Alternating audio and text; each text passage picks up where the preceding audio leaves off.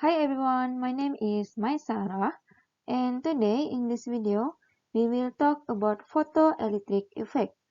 Okay, so what is photoelectric effect? Photoelectric effect involves two things: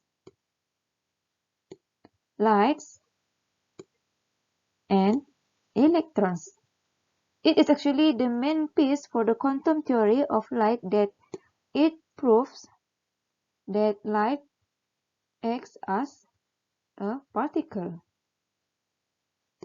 The photoelectric effect is the process whereby electrons are ejected from a metal surface when light of suitable frequency incident on the metal surface.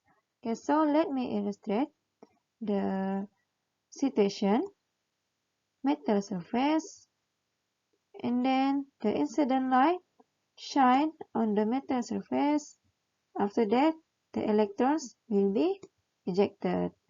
The ejected electron is called as photoelectron.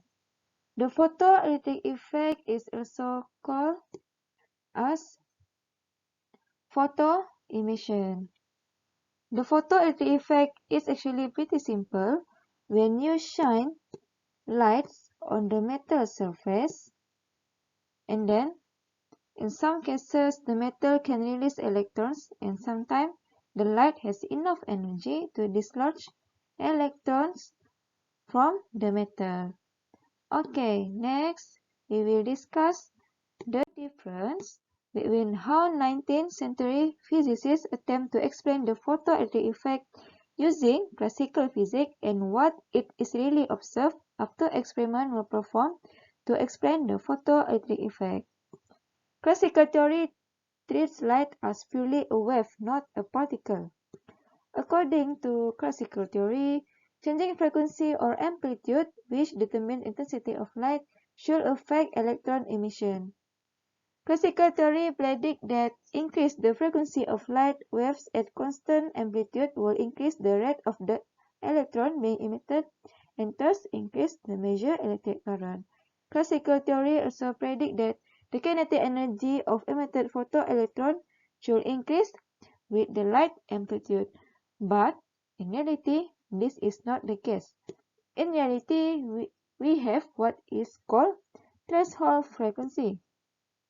In order to eject electrons from a metal surface, the frequency of the incident light must be greater than the threshold frequency of the metal. Each metal has its own threshold frequency.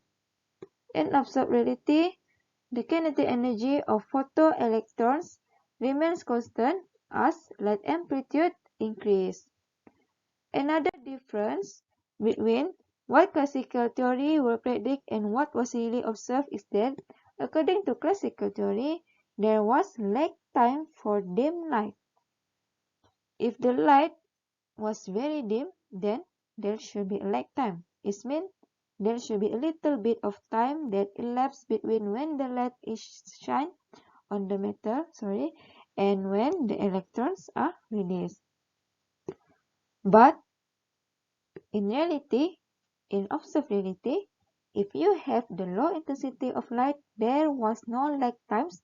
The electrons released instantaneously.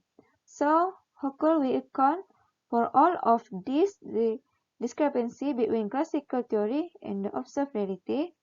Well, Albert Einstein came along in 1905 and suggested a very well proposition.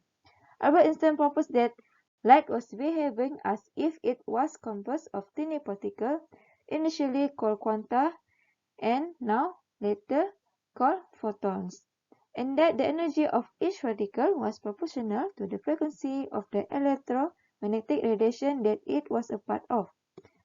And the energy of a photon can be calculated by using Planck equation, which is E photon equal to Planck's constant times frequency of a photon.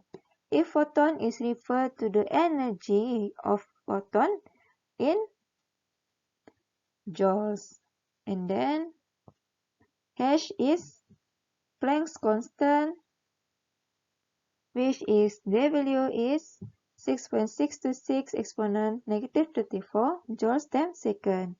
And then this is referred to frequency of a photon in hertz. Okay, from this equation, we can conclude that the energy of a photon is proportional to the frequency of a photon.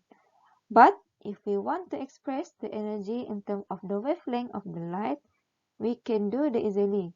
We know that the photon travels at the speed of light in a vacuum, and its wavelength is given by wavelength of photon times frequency of a photon equal to speed of light.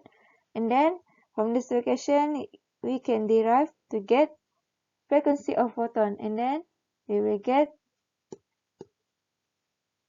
C over lambda. After that, we substitute this into the first equation, which is the energy of photon. And then we will get Planck constant times speed of light divided by lambda. From this equation, this means increasing the wavelength decrease the light frequency. Therefore, as the wavelength of photon increase, its energy decrease. So again, these two equations are just two different ways of expressing the same thing, which is energy of a photon, but in different terms.